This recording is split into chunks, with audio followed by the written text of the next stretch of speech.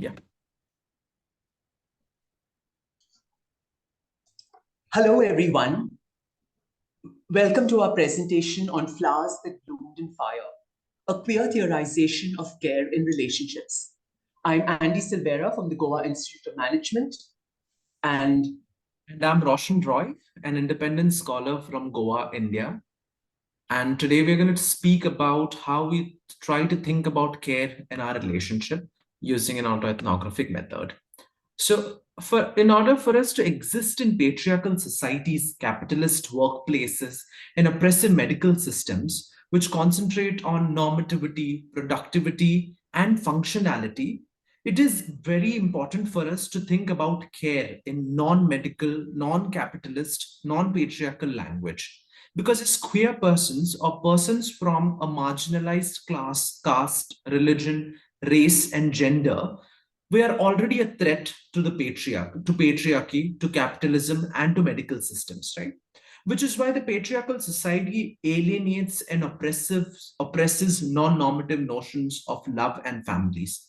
It is also why the capitalist organizations have begun funding pride events or having nominal inclusion and diversity cell at workplaces to evade the real sense of responsibility that could arise at workplace. And it is also why the medical institutions have pathologized our desires, making treatments and other aspects of healthcare inaccessible. Then, what this presentation is asking is, when the world around us thrives in oppression, as Margot Feldman puts it in her work, how can we begin to care for ourselves and others? Which is, how do we envision this care that we're talking about, and what might be the contours of this care, right? Here, care escapes the normative registers, spaces, and circumstances in which it is evoked and takes a new meaning. In fact, a string of different unchangeable, non static meanings, different from every circumstance, every body, which means which means that whenever we have to think about care, it involves understanding the socio-political, cultural lives of bodies which are entangled in oppressive systems. Now, let's read the slide, which has a quote from Sarah Ahmed's work on self care as warfare. Sarah Ahmed says, "We have to work out how to survive in a system that decides life for some requires the death or the removal of others. Sometimes, to survive in a system is to survive a system. We can be inventive. We have to be inventive, as Audre Lorde suggests, to survive. However, being inventive is not easy. It is not intuitive. Oppression is intuitive. Survival, in many ways, involves dealing with the uncomfortable systems and structures that shape our life. Hence, if being inventive is important to survive the world, being inventive then involves being traumatized before transforming our lives and the trauma of life to survive the system, right? However, we have taken to heart the oppressors' regimes and have structured our lives around oppressive ideas of desire, love, marriage, family, work, health, and so on. And one way to understand and acknowledge this is to uncover the language that we are using. "I am tired of this life" is a phrase, is a statement that we utter in our relationship when we are overwhelmed by the oppression in our workplaces. Due to the inaccessibility of affordable mental health care in the place that we live, due to the inaccessibility of affordable medical professionals to treat our daily sicknesses in this tiny village that we live in, due to the normative notions of desire, love, and family that we have to fight in order to establish our own queer ways of being and loving, and due to our inability to understand our bodies because we have learned how to not listen to our bodies over the years. We are tired of our lives because being marginal puts our lives at risk in this 21st century world, because this world is built on the unequal distribution of bodily inequalities, as Ahmed puts it. so when we began a journal to practice vulnerable, narrative based, and somatic writing, we decided to survive. And through that, we decided to be inventive in the system. We took matters in our hand and opened up a space for stories, vulnerabilities, and most importantly, care. Although our hands were tied up by the oppressive system, we used a language to communicate the ways through which our bodies feel, liberating them in a democratic, safe space, which became our journal. So, through this presentation, what we argue is that care is not only found in the registers that are associated with the term care, where you have roles of the caregiver versus the receiver.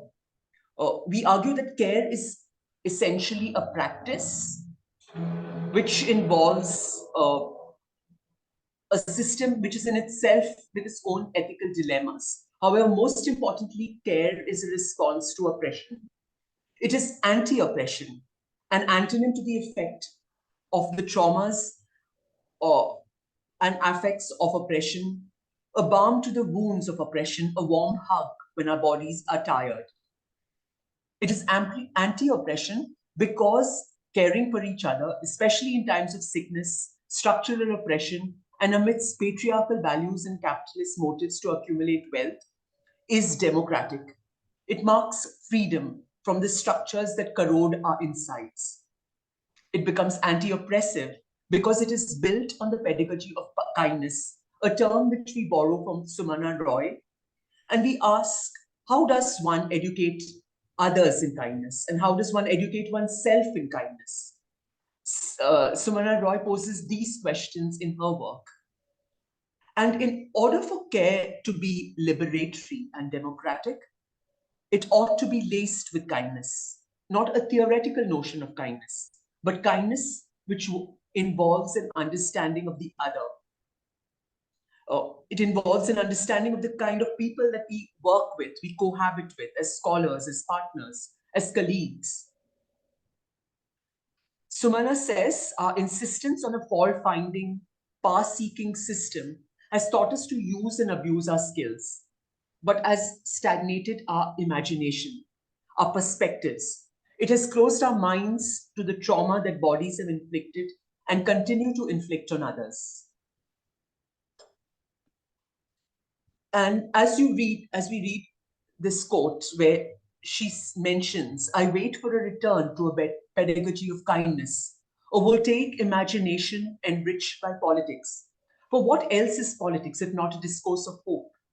I wait for a pedagogy of kindness, one that is formed by the belief that reform is a variation of form and is predicated on creation, not destruction alone.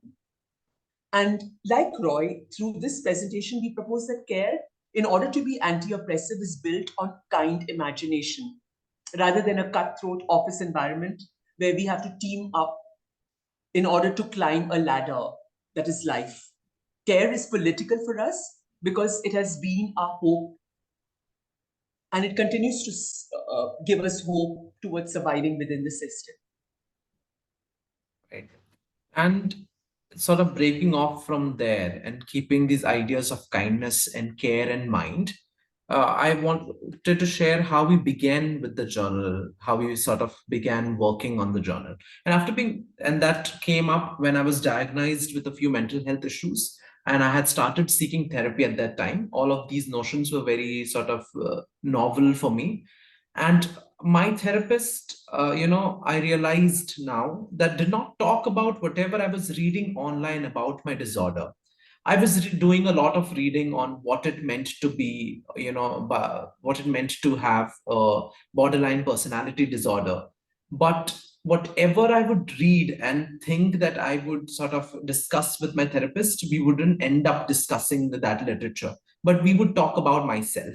And retrospectively thinking, she provided me with a space to theorize or understand my quote unquote symptoms, provided me, proving to me that I did not have to pathologize my symptoms the way medical literature was doing at that time. While trying to earn for her own self through her practice, she accommodated me in many ways for very low charges or at any time whenever she could. These aspects, rang in my head on and off.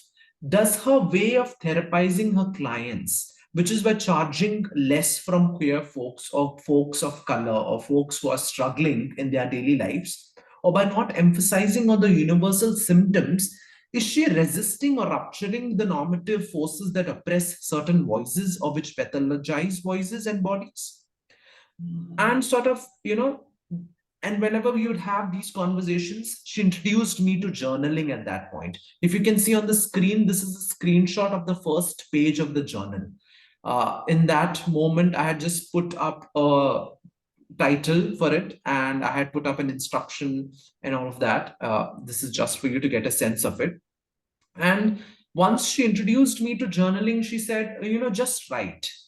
But I had the same reaction when somebody had introduced me to therapy, many years ago, which is, but why? What can come up that isn't already coming up? I thought to myself for days, right? And 3 years later, it has become a space for pouring out our emotions. Although I did insist on writing something sexy or naughty once in a while, now I realize what we needed the most was a space to just be, where we could let our bodies talk one after another in two different colors, black and maroon, like a conversation. Here you can see a few random quotes that I have picked up from the journal. Uh, X part of my body pained, one writes. Another one writes, I was annoyed. Maybe someone wrote, I do not have the energy. And then somebody might have responded by saying, I apologize for projecting X on you and asking you to take on an action. I apologize for hurting you. We're extremely lucky that we live in the same city and get to live together. I had to hidingly come and meet you for 6 months before we moved in together. I thought you knew about my mental health. This is how you can talk. I feel disrespected. These are all random sentences that I have picked up to give you a sense of the journal, its use and its effect. We do not write in it regularly, but whenever our bodies cannot take any exertion, we drown ourselves in the whiteness of the pages, and our experiences take up the shape of the color of the letters. It is an act of collective preservation for us. It is not self indulgence, as Audre Lorde says in her work, Burst of Light. It is an effort to preserve the values and ethics on which this relationship was established 3 years ago. It is a space to uphold queerness, distinctness, and human predicament. It is a space to be ourselves. So essentially, through the journal, what we try to do was we try to reflect on how do we establish a language for care. And it is in the context of the language for care that we felt it was imperative for us to also envision care, which is anti-oppressive, that involves a radical reworking of how language mediates our own understanding of each other, and how power shifts among persons, and how responsibility and trust are demonstrated through consistent awareness of humility and support that we have to provide for the other. And through these ways, we communicate newer ways of living, loving, and caring amidst illness. So the first point that we wanted to make was to think about was how do we evolve a language of care which is aware of its own privilege, its own capitalist interests, its neoliberal aspirations? How do we attend to structural inequalities within the relationship? So, for example, we borrow Joan Tronto's notion of privileged irresponsibility and examine it within the context of romantic relationship, where in some context, one person might be exempted from the responsibility of providing care for reasons due to doing a standard 9 to 5 office job, which is deemed important and therefore uh, uh, things are sacred and sacrosanct, which cannot be changed, while the other may not. And therefore, one has access to more advantages and benefits, which may not be the case for the other. And the next point that we also wanted to reflect on the language of care was there is this disjuncture between accounting for a relationship through acts which involve the labor of care versus the ways through which we demonstrate care in language which is devoid of the labor of care. In invoking the ways of doing a relationship, we refer to the everyday acts which involve the labor of care, such as shared chores as we cohabit together, having a conversation or being available to the other. Caring becomes a radical journey inwards, a process of awakening to the various layers of past structures that operate between us. Caring, most importantly, involves a certain attentiveness to the patterns and the ways of being uh, present to each other and available to each other. And therefore, we require an imagination to think about positions, to think about power. If we can sort of take a moment to pause maybe the video and read this quote by Audre Lorde from her cancer journals, where she talks about her journey towards liberating herself from a certain stigma of being sick and sort of unproductive in this world. So, flowers that bloomed in fire, which is our journal, right, which I had titled unconsciously at that time, echoes the central thesis of this presentation, because thinking of human bodies as fragile flowers caught on fire by what is happening in the world. Yet what is strange about the title of the phrase is that these peculiar flowers are blooming rather than burning amidst the fire. And happiness and sort of this, and I want to take this conversation to happiness and caring, because happiness is a tricky emotion. Everybody wants to attain that happiness. One wants to feel it in their relationship, but it is an emotion that we haven't been able to access for the past few months in this relationship. And we have to come to realize that it cannot be accessed at all times, or that we consciously do not want to access at all times, perhaps. Because as you can see in the quote by Audre Lorde, looking on the bright side of things is a euphemism used for obscuring certain realities of life. The open consideration of what might prove threatening to the status quo.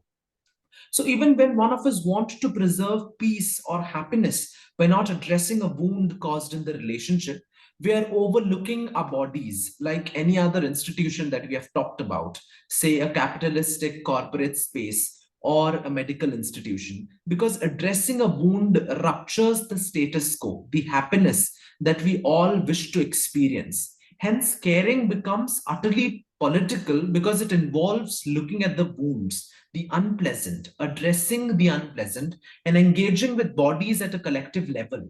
However, we could not address this aspect of ethics in our presentation on a deeper level, though we engaged with John Trondo's work, where whenever we are envisioning care, especially as an anti-oppressive action, we mustn't forget that care is also already entangled with oppression itself.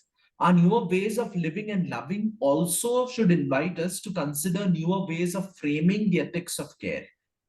And, in these ways, we need to reassemble ourselves through the ordinary. We need to look at our everyday, and we need to look at how we are looking after ourselves, how we are looking after others, and we need to have a shared sense of responsibility to each other. This is why Ahmed says when we have to insist I matter, we are transforming what really matters. Women's lives matter, she says. Black lives matters. Queer lives matter. Disabled lives matter. Dalit lives matter. Trans lives matter. The poor, the elderly, the incarcerated, they all matter.